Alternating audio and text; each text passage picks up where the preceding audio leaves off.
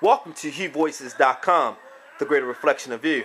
I'm here with Femi The also known as The Dri Fish. What's going on, Femi? What's good, man? How you feeling? I'm alright. Hey, tell us about your new project, your second solo project, man. Well, actually, let's take it back a little bit. Been rolling with the Fifth L for well over 7 years now. So last year, my partner branched out into a solo project, just really based off of him being a married man.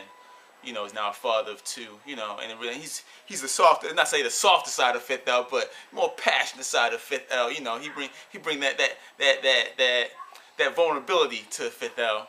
You know, I'm the animation of Fifth L. We would say half man, half clown of Fifth L. You know, I bring the raw lyricism of Fifth L too. You know, so you know, he did something that I felt like was really true to his side of what Fifth L, you know, has and what he is as an artist, and was touring with it for about a year. Well, I kind of just sat and collected myself for a minute, and try to figure out, you know, what do I want to present, you know, and while I was thinking about it, there was a book I wanted to do a long time ago. I wanted to do a book called Clown with No Circus. And I had all these poems written, and everything was divided in sections of different parts of a circus. You know, and I have a little darkness with me, so everything was a little creepy and weird, you know. But I started recording this over at Raw Tech with Stinky Face Music, and put together, which I would say, a collection of poems that range in different areas. But the magic part of it was that I wrote everything without music, including all the hooks. And I took it to the studio, and they had to build music around my lyrics, you know. And from that, you know, and say the lyric, I mean, the music on the album definitely has a hint of circus feel, very carnival-like, you know, in different areas of the album. A twist of animation and it's a little dark. I'm not gonna lie. People that know me know that, you know, I enjoy the dark side and the light side at the same time. So, you know, I put together a really dope album. I think that, you know, very well displays what happens in my head, you know, from the serious to the fun to the abstract, and I just spelled it out on an album. So tell us more about this process, this light or dark side to you, and how did you convey it through poetry? How do you convey it through music? Wow. Just something I've been doing for years. I just enjoy expressing myself. I always look at myself as the guy that's not scared to be not scared to get it correct. I have no shame in my work. I have no problem like dismantling myself in my work and really exposing me. You know, like really exposing me as ugly as I want to be. You know, and I feel like poetry, a lot of times, a lot of people take poetry as something that always has to be so beautiful.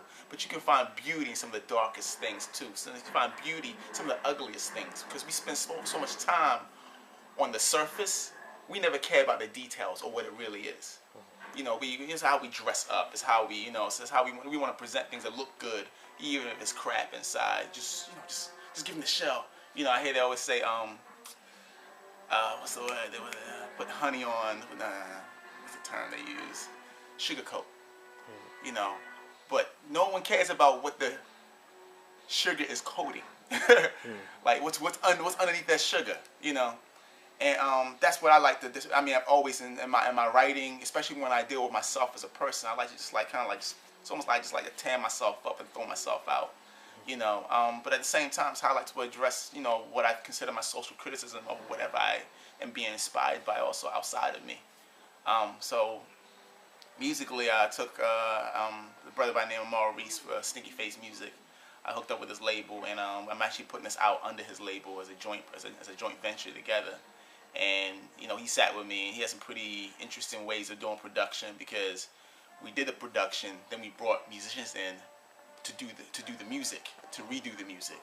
So you're gonna hear a lot of live drums, live guitars, live bass, just numerous sounds that might have been live. You know, so a lot of them done live, and then we just merged it with the production to give like a really full, rich sound. You know, the project was actually going to transfer me over, because I don't want to even consider myself just a poet anymore. It's like I want to be a poet. I'm a poet, indie rocker, hip hop act. You know, all wrapped in one. And I've actually been performing over the last like 6 months or so with a band. So it's been, right now it's like when I'm transferring myself over to music, like all my poems became songs. And these songs are gonna reflect me and how I want to be on stage. You know, I'm a high energy act, you know, performer. So I want to be able to deliver this work, you know, with a type of energy that's just not poetry. It's just not. It's not even just. It's not even really poetry anymore. It's become. It's become. Really just become me. You know, it's just me live. You know, speaking, rhyming. You know, entertaining all at the same time. You know, but just really good, solid entertainment. You know. Everyone also knows, you know, those who definitely follow you on Twitter, Facebook, you name it, knows that you're an avid comic book reader, comic book lover.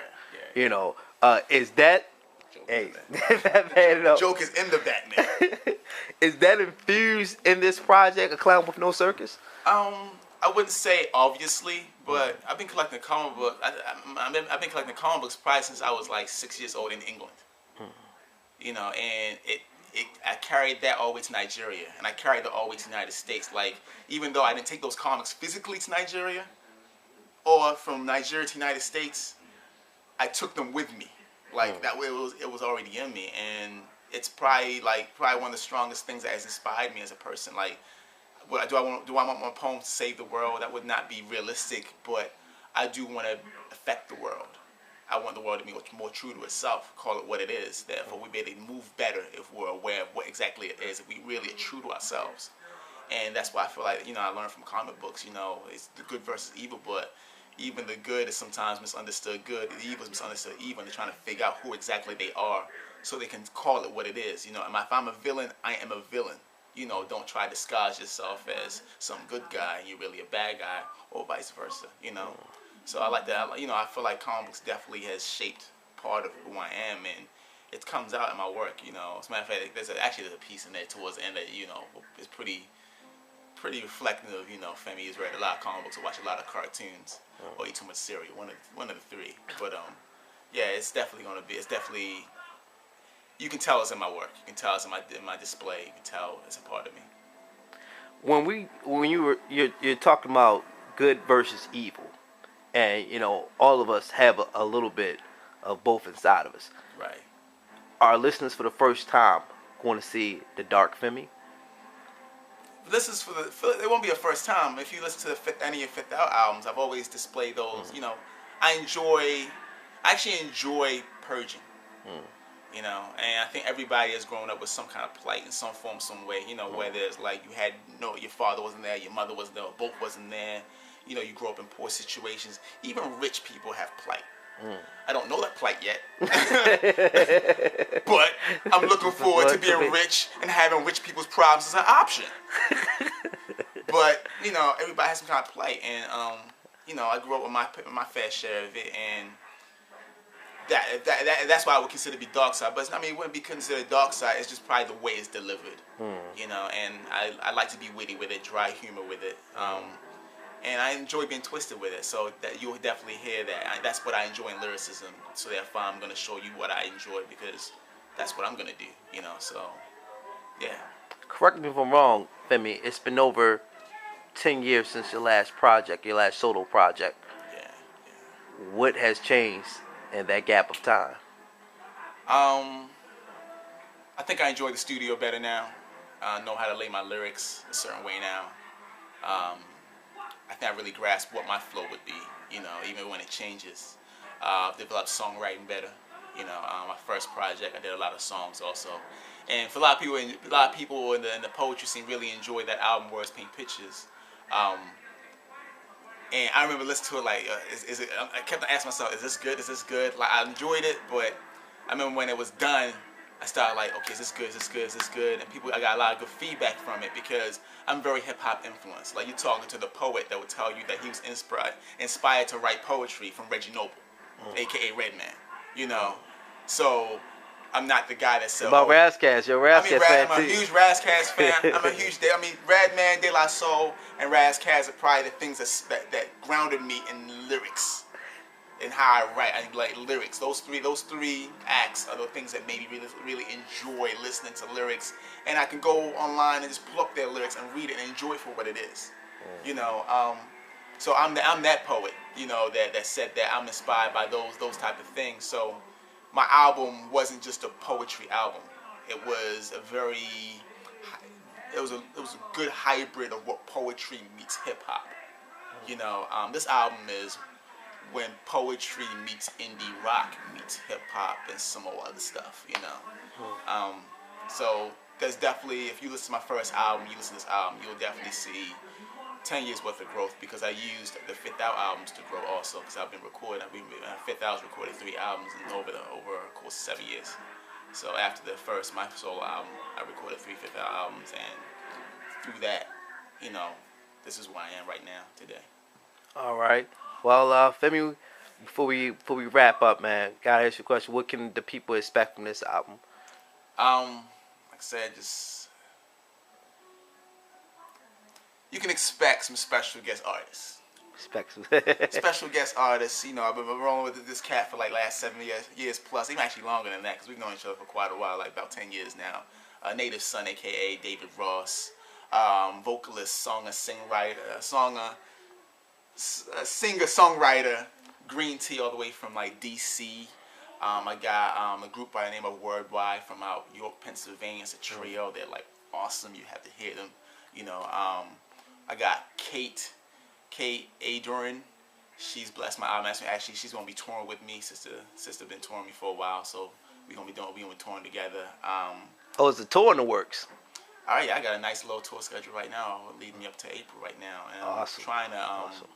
like I'm rolling with the band. I just did Bus Boys and Poets 9 on the 9th last night over in DC with the band. So gonna be touring and actually trying my best to tour outside of poetry venues. Like my game right now is like, hey, I want to be on stage at the 930 Club. I want to be a Sonar.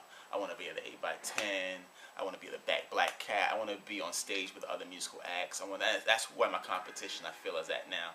You know, and I look at this as not like it's business, but I want to be competitive as far as entertainment-wise, as far as stage-wise with the other acts that do music. That's why I want to be. I want to be on stage with them. Not saying I don't love poetry no more, because I still will always get on those stages. But I just feel like what I want to bring to the stage is so much more than just me doing poetry. It's a whole musical act thing that I want to push with this, and it's actually going to fall into a very indie rock arena. So I want to meet those bands too and share and vibe and build off of that, like I have done with the poetry. Awesome. Well, thank you for your time, for me. I really appreciate it, man. All right, thanks a lot. And let people know where they can get the album at, man. You can cop the album at www.stinkyfacemusic.com. That's Stinky, not with a Y, but with an I. StinkyFaceMusic.com is where you can cop the album, or look on StinkyFaceMusic.com. Check out my tour schedule, figure out where I'm going to be at. The album's going to be in stores. Not sure where yet, but we're going to start having them in stores. So hopefully we're going to have them in SoundGuard, and we're going to keep it moving from there. That's what's up. Thank you for watching huevoicesdotcom, the greater reflection of you.